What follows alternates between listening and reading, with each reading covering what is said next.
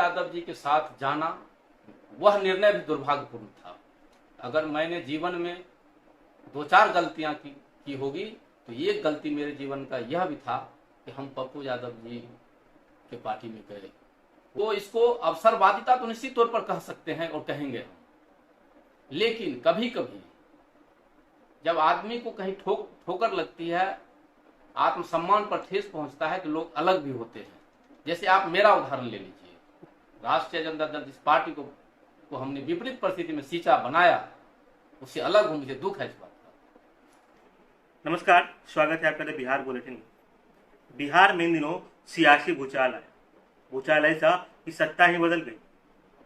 BJP और जदयू गठबंधन में सरकार चल रही थी, गिर गई और फिर से राजद और जदयू की सरकार वर्तमान सत्ता पर काबिज है।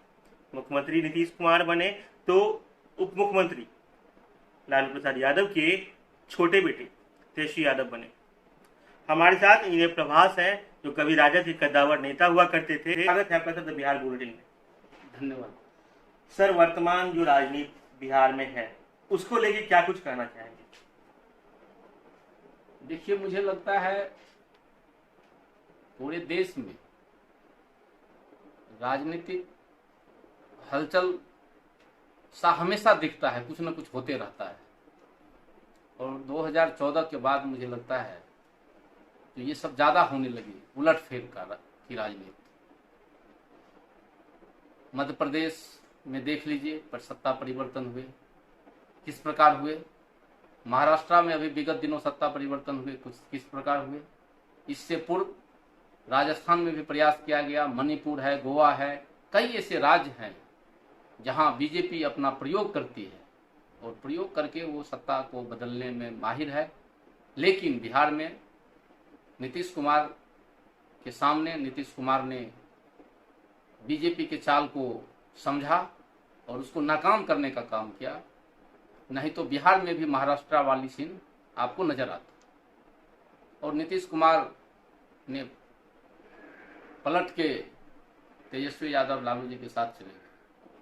सत्ता है और मुझे लगता है ये जो अवसरवादिता की राजनीति देश में चल रही है, यह लोकतंत्र के लिए शुभ संकेत नहीं है। लोकतंत्र नैतिक मूल्यों से चलती है, राजनीति सिद्धांत से चलती है, विचारधारा से चलती है। और जब हम सत्ता के लिए कुछ भी करने को तैयार हैं तो फिर राजनीति का मतलब नहीं रह जाता है। उसमें लोकहित, जनहित जो है उससे राजनेता हट जाते हैं। जनहित को दूर कर, नकार कर, अलग करके आप राजनीति करने की कल्पना नहीं कर सकते हैं।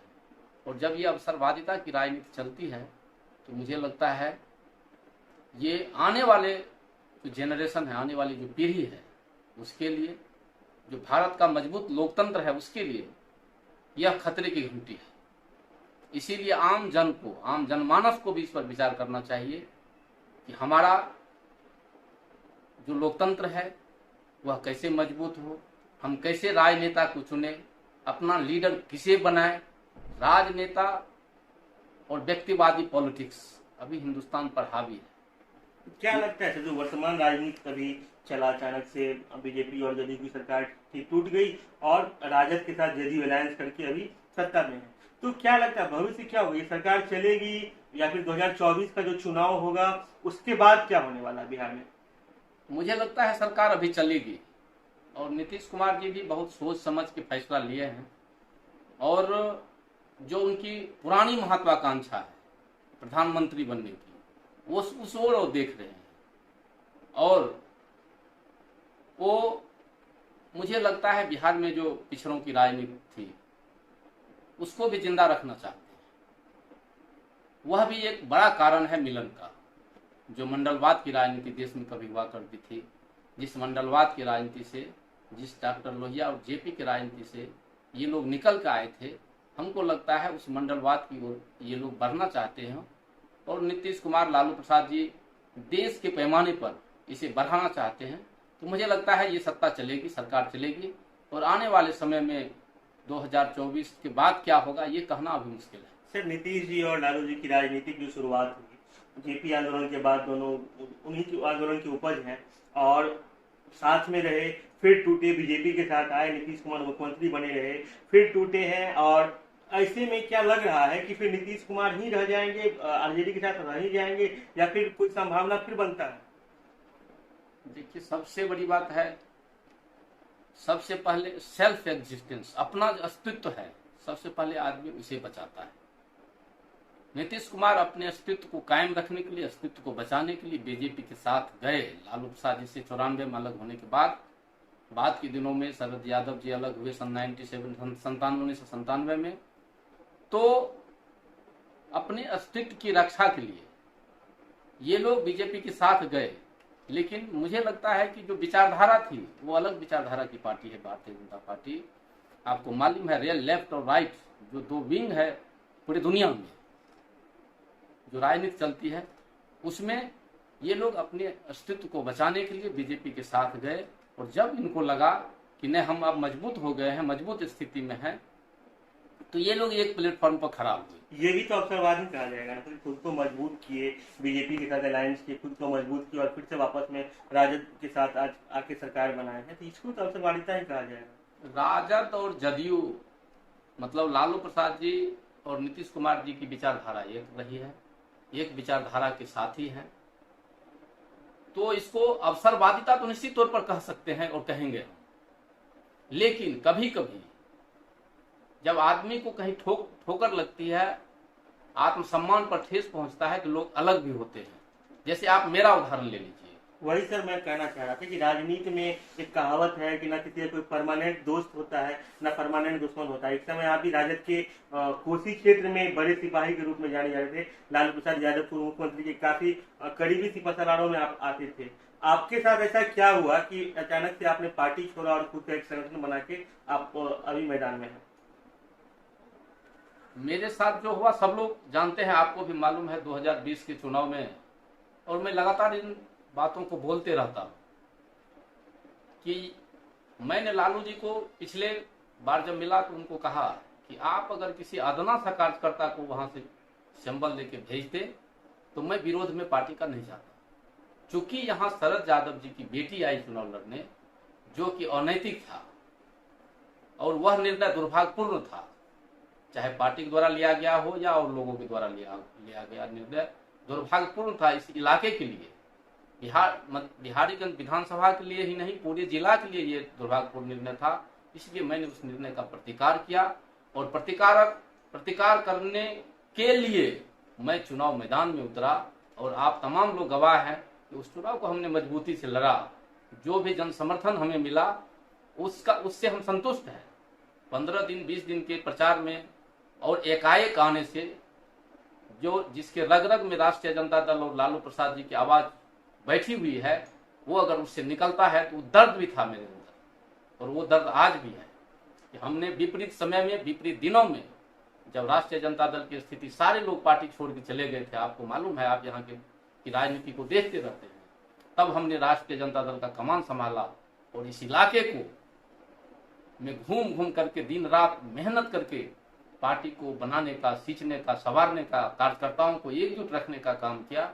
और जब मेरे साथ ऐसा हुआ तो मेरे दिल पर ठेस पहुंचा और मैं अलग हुआ।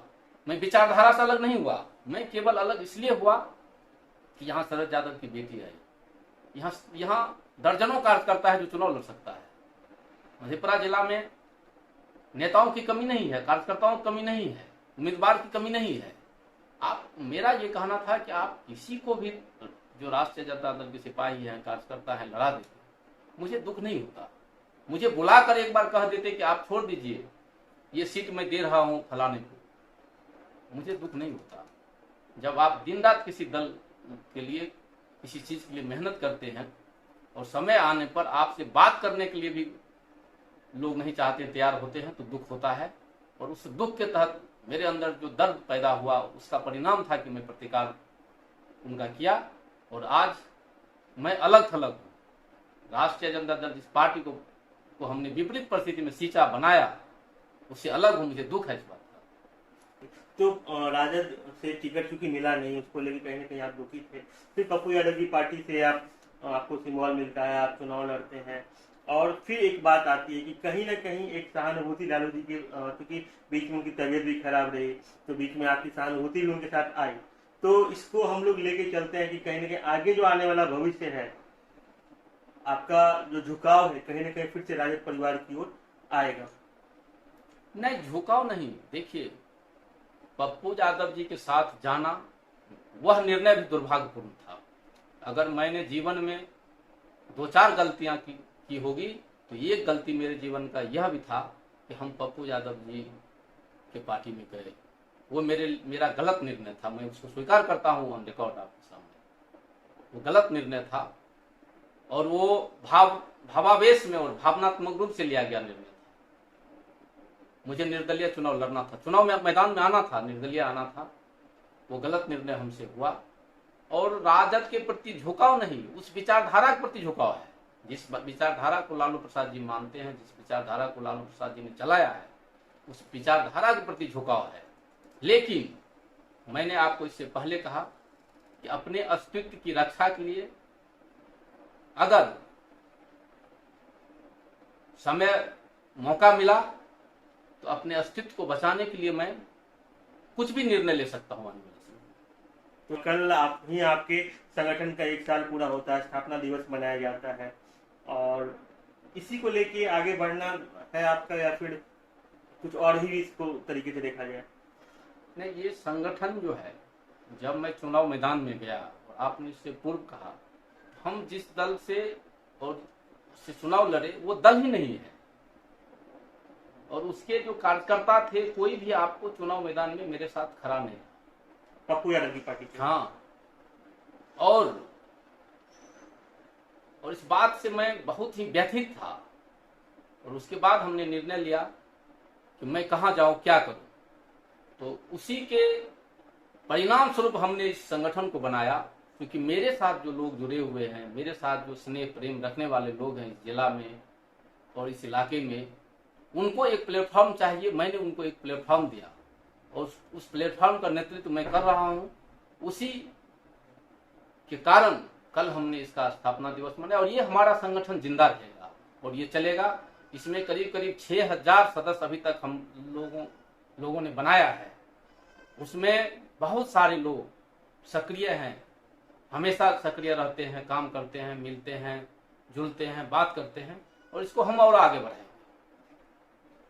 सीएम नीतीश कुमार और डिप्टी सीएम तेजस्वी यादव, लग रहा है कि तेजस्वी इन एक्शन है, तो उनके बारे में क्या बोलना चाहिए? नीतीश कुमार जी के कामों को 17 वर्षों से हम लोग देख रहे हैं। अच्छा काम बिहार में हुआ है, इसमें यह कहने में कोई संकोच मुझे नहीं है। मैं विरोध में भी था, तब भी ये कहता था कि नीतीश कुमार जी के पास एक विजन है, सोच है, वो अच्छा काम करना जानते हैं और अच्छा काम किए हैं बिहार के लिए। नीतीश कुमार जी, मुझे लगता है कि आने वाले समय में तेजस्वी जी को गाइड करके बेहतर बनाने का प्रयास कर रहे हैं और बनाएंगे। और तेजस्वी यादव जी का जहां इन एक्शन का सवाल है, मुझे भी लगता है कि बीते 10 दिनों में वो एक्शन में है, और जो उनका निर्णय हो रहा है, लाइन ऑफ एक्शन है, वह बेहतर है और बेहतरी की ओर बढ़ने का प्रयास वो कर रहे हैं। जो मैं देख रहा हूँ अखबारों के माध्यम से या न्यूज चैनल्स के माध्यम से या वेब पोर्टल न्यूज के माध्यम से, तो मुझे लग रहा है कि वो मैच्योर्ड हो गए हैं, पॉलिटिक्स में मैच्योर्ड हो गए हैं और मैच्योरिटी के साथ आगे बढ़ रहे हैं।